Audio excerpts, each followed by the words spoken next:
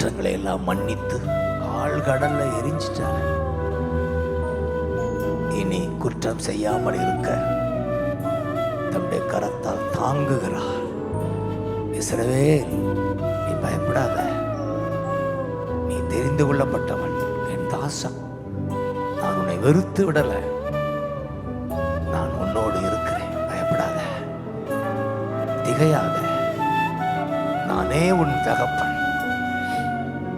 உன்னை நான் பலப்படுத்தி சகாயம் செய்வேன். என்னுடைய கரம் எப்போது உன்னை தாக்கும். வலதுகையை பிடிச்சு நான் சொல்றேன், நான் உனக்கு துணை நிற்கிறேன். நீ பயப்படாத, துணிந்து ஓடு. பயப்படாத, நான் உனக்கு துணை நிற்கிறேன். நீ ஒரு போரடிக்கும் எந்திரம், புதிதும் கூர்மையும் உள்ள பற்களுடைய ஒரு எந்திரம். மலைகளை நொறுக்குவாய், குன்றுகளை பதறாக்குவாய்.